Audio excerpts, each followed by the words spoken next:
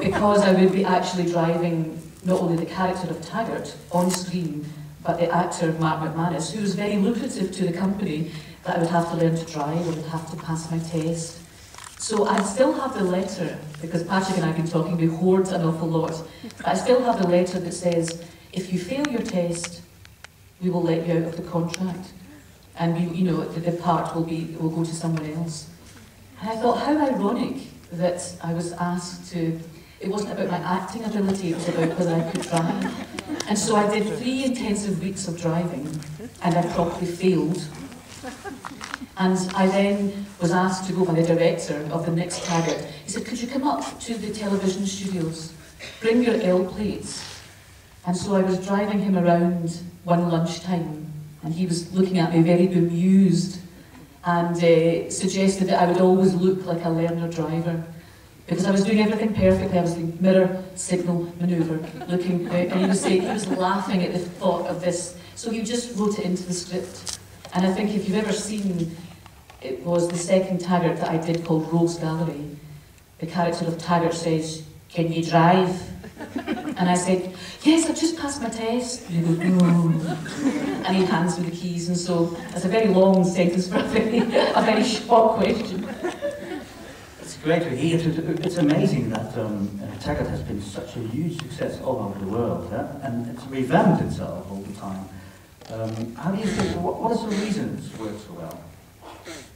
I think there's a few reasons why the series has continued for such a long time. 27 years is a fantastic legacy, but it has had to reinvent itself. It's every time the ITV network, who used to commission the programme from STV, they would ask for it in a different format, and that would depend on whether or not they were moving the news, or whether they wanted an hour long, or an hour and a half, or a Christmas special, and so we had to keep reinventing the time that was on screen, and so that was actually quite a challenge.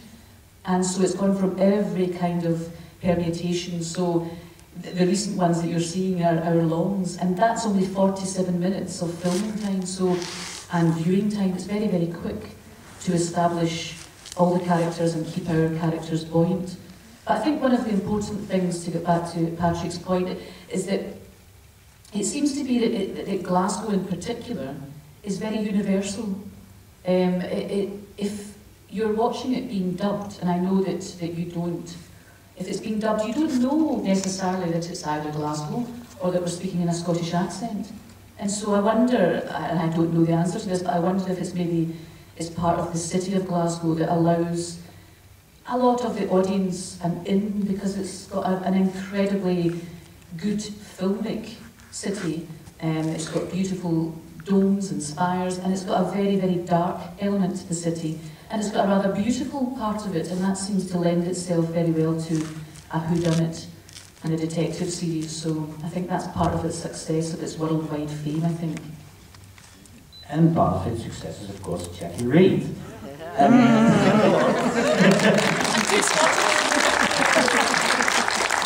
You get a lot of reactions from people, you were telling me earlier on, sort of, like people say, "Oh, you should smile a bit more, come on." Some more of those.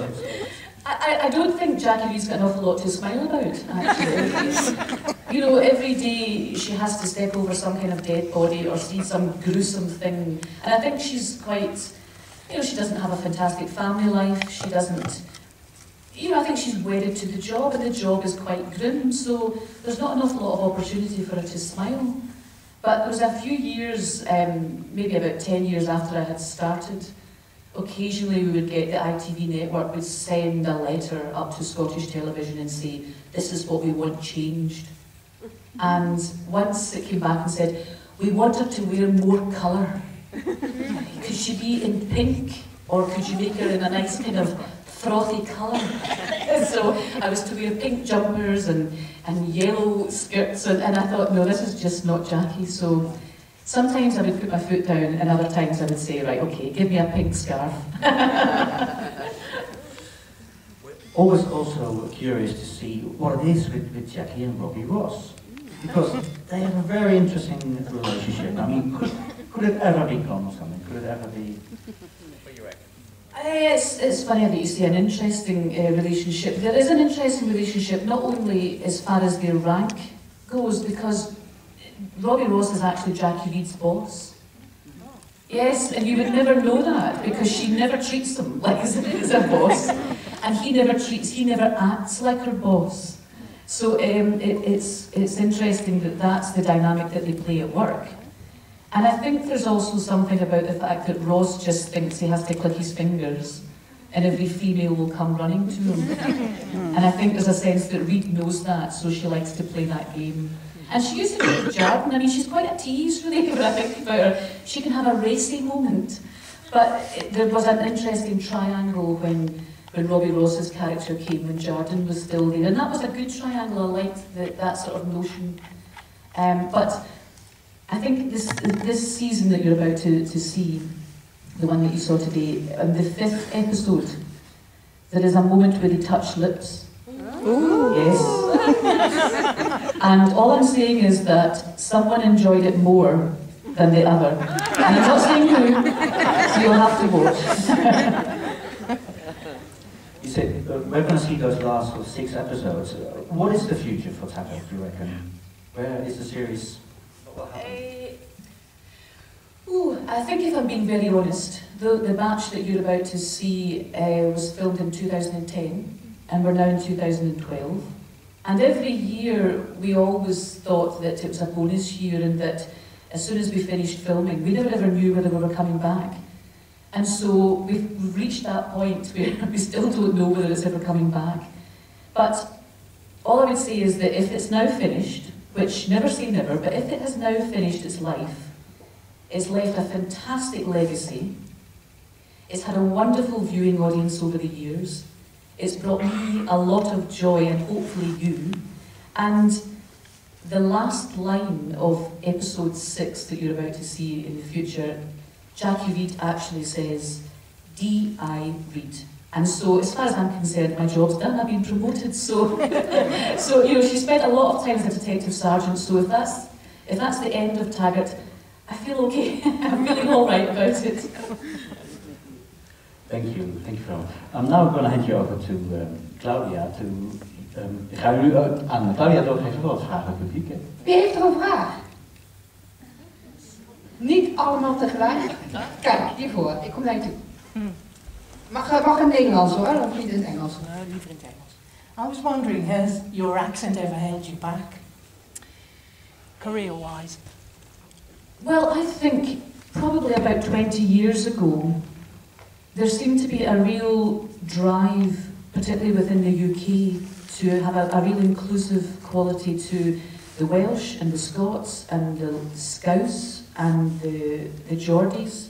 And so now the old idea of having an RP accent, which most actors try to lose their accent over the years, it's no longer the case. And there was a point particularly with something like Taggart, that it should stand the same way as we watch EastEnders or we watch some Spender, which was Geordie at that time. So I've never had to lose my accent, and I've played other parts where I've had to use a different accent. But it's just a part of me, and it's quite important that. I love it. Oh, thank you. But I think it's important that we shouldn't have to change. That surely acting is about your heart and your soul, and so if it requires a different accent, then that's something that I would put time and effort into. And I've never had to. Oh, sorry. Thankfully, I've never had to, which has also been nice. Yeah. People seem to appreciate the Scottish accent, but yeah. Wie nog? Ik kijk even rond. U heeft nog vragen? Kom ik alweer naar u toe? Zegt u. I have no question, but I would like to say thanks for your wonderful character, because you are always involved with the people in the movie. We say it also at the end of this movie. Then you see Jackie and standing there and look to the area, Iron people. So thank you very much, and it's wonderful to have you in that movie, because in Holland we say je bent de kers op de taart. Cherry on the Cherry on the taart. Thank you very much. Thank you very much. That's my nicest critique I've ever had, the cherry on the pie. That's lovely. And I might use that, I might steal it and use it in my publicity always. But thank you, I appreciate that. And I think that she's a very good character to play because she has no airs and graces, and a lot of people seem to relate to her. They relate to her either as a mother figure, or as a sister figure, or as a friend. And so she has a kind of an equality about the character that seems to transcend an awful lot of, that she's got longevity. And that's what I like about her, thankfully. Is er nog iemand die een vraag wil stellen? Oh, het kan hiervoor nog. Dan doen we dat de laatste en dan gaan we dan naar de meet and greet. My question is... Wacht even hoor. Kan iedereen er bestaan? My question is Taggart the only thing you're doing for work, or is there something else you're doing in real life? I've had a fantastic couple of years actually since Taggart's finished. I started up my own production company because I kind of felt that I needed to be challenged a wee bit more. So I've started that up, and I've done a few productions. I've done a theatre piece, and I've done a nice short film which was a monologue. And I'm about to go to the Edinburgh Festival to do some more theatre. So I have always gravitated back to theatre whenever I get the chance. And I was out in Australia and New Zealand with our National Theatre of Scotland. Has been doing very well internationally. So I was afforded the chance to go out to Australia, where I've always wanted to go because I've always known there's been an incredible, huge Taggart following.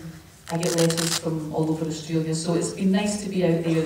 And it's nice to touch base with people who have watched it over the years, so that's been quite special. But I will always gravitate back towards the theatre because I feel as if it's where my artistic heart lies. And you know, so I will always be encouraged to do that. And I really love the rehearsal process. And that whole, with everything that goes with it, and working with a new text.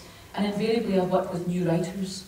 And that's a lovely thing to be afforded because you're in the ground and you get a chance to nurture that script. And so I've really enjoyed that part of it. Thank you. Thank you.